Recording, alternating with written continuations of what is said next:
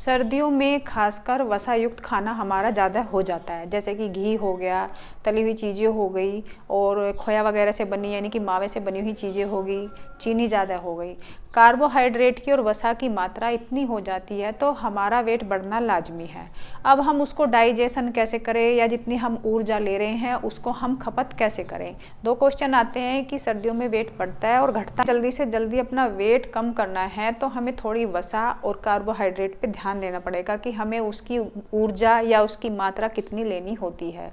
एक सिंपल सा फंडा है, जो हार्ड वर्किंग है, ज़्यादा काम वगैरह करते हैं, उनको 1500 से 2000 या 2200 तक की कैलोरी काफ़ी होती है।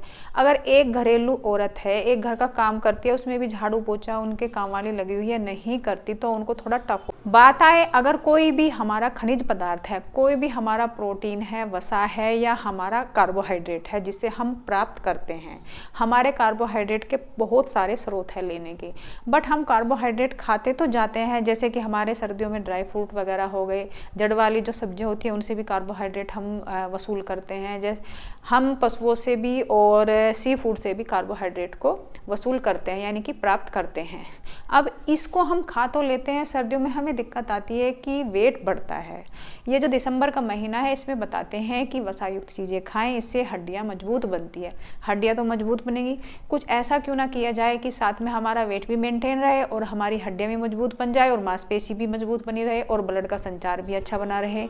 जब हम कोई वसा युक्त चीज़ें खाते हैं, कार्बोहाइड्रेट की मात्रा ज़्यादा लेते हैं या प्रोटीन की मात्रा हमारे ज़्यादा हो रही है, हम पेट वाली ज़्यादा एक्सरसाइज करें, क्योंकि सभी चीज़ें पेट में जाके ही बर्न होती हैं, उसकी ऊर्जा पेट में ही बनती है। क्योंकि ये तो एक हमारा बैंक हो गया, सपोज कीजिए पेट, यहीं से सारा स्तर चलता है, सप्लाई होती है। जैसे कि ब्लड का भी संचार यहीं से होता है, सारा कुछ, पाचन शक्ति भी यहीं पर है, पैनक्रियाज का, इंसुलिन का सरोवर भी यहीं से चलता है। बात आती है सर्दियों में वेट घटाने की। सबको मेरा नमस्कार, ऋतु योग ज्ञान चैनल में आप सबका स्वागत है। खासकर दिसंबर और जनवरी के 2 महीने ऐसे होते हैं जिसमें हम गाजर का हलवा, मिठाइयाँ या लड्डू या पंजीरी वगैरह बहुत ज़्यादा वसा युक्त या कार्बोहाइड्रेट बहुत सारा ले लेते हैं। ड्राई फ्रूट हो गया, उसमें ड्राई फ्रूट की जगह आप मूंगफली का यूज करें तो ज़्यादा बेटर रहेगा। अब हमने कार्बोहाइड्रेट और वसा युक्त चीज़ें खा तो ली, पेट भी हमारा बाहर निकल गया, वो अच्छा नहीं लगता। और इस महीने में शादी वगैरह भी बहुत ज़्यादा होती है तो अच्छा नहीं लगता वो पेट निकला हुआ। हम क्यों ना ऐसी कोई क्रिया या ऐसे कोई आसन करें जिससे हमारा पेट भी ना निकले, हमारी मांसपेशियों का स्तर भी बना रहे, हमारा प्रोटीन का स्तर भी बना रहे और वसा का स्तर भी बना रहे। सपोज कीजिए हमने कार्बोहाइड्रेट 3 चपाती खा ली, 150 कार्बोहाइड्रेट 150 वसा यानी कि 1 चपाती में होती है। अब उसको जलाने के लिए भी तो हमें कुछ काम करना चाहिए ना।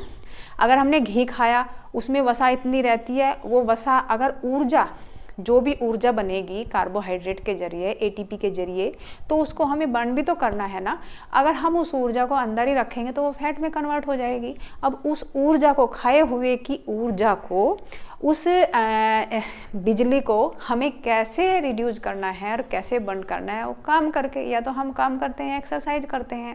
अब हम काम और एक्सरसाइज कैसे करें जिससे हम सुंदर भी बने रहे, पेट भी पतला दिखे, कमर भी पतली दिखे और फैट भी ना बढ़े।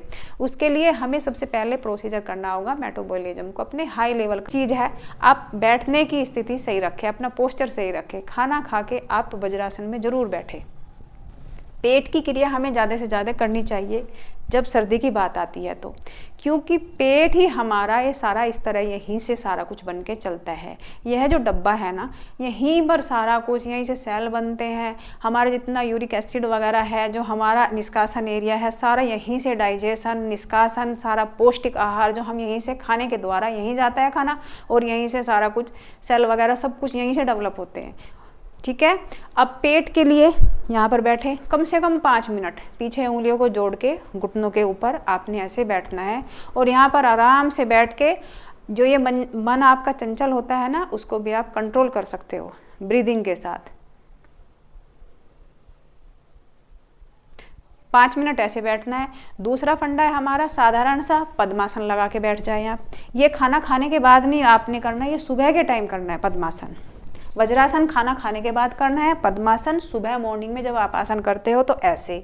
जब भी आप कपालभाति, प्राणायाम वगैरह कुछ भी करते हो तो कम से कम इस आसन में 2 मिनट आपको बैठना है, कम से कम। यहाँ पर भी डीप ब्रीदिंग करोगे आप। कमल मुद्रा बनाते हुए पेट के अंदर ही सारा ब्लड का संचार जाता है, बहुत कम फ्लो हमारा पैरों की तरफ को जाएगा, तो डाइजेशन सिस्टम अपने आप अच्छा बनेगा, क्योंकि कार्बोहाइड्रेट का अच्छा। दोनों हाथों की आराम से गद्दी बनाए, इसको लेट के बड़े आराम के साथ आप कर सकते हो। इसमें ज़रूरी नहीं है कि आपने कपड़े कैसे पहनने या कैसे खुले कपड़े पहनने, गर्म कपड़े पहन के भी आराम से कर सकते हो, क्योंकि गर्म कपड़े पहनने से भी हीट ज़्यादा बनती है।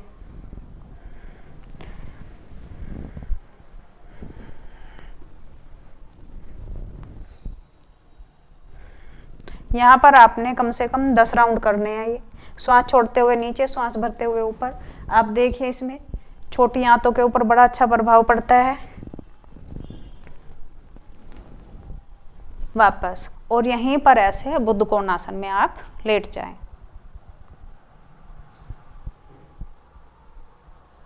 ऐसे खाना खाने के बाद बुद्ध कोणासन में जब आप बैठते हो तो मॉर्निंग का टाइम होता है बुद्ध कोणासन में बैठने का, उसमें प्राणायाम वगैरह करें, कम से कम 2 मिनट बैठे। वज्रासन में 5 मिनट बैठेंगे। जो मैंने मकरासन करा है उसके कम से कम 10 राउंड करें। उसको आप अपने गद्दे के ऊपर, बेड के ऊपर भी कर सकते हैं। साथ में फिर तितली आसन में, बटरफ्लाई में लेट जाए आराम के साथ। सर्दियों में खासकर पेट की एक्सरसाइज, पेट की मूवमेंट ज़्यादा से ज़्यादा करें, क्योंकि ये जो पेट स्वस्थ रहेगा तो सारा कुछ स्वस्थ रहेगा। अगर मेरा वीडियो अच्छा लगता हो तो लाइक शेयर सब्सक्राइब जरूर किया करें। मिलते हैं अगली वीडियो में, तब तक के लिए नमस्कार।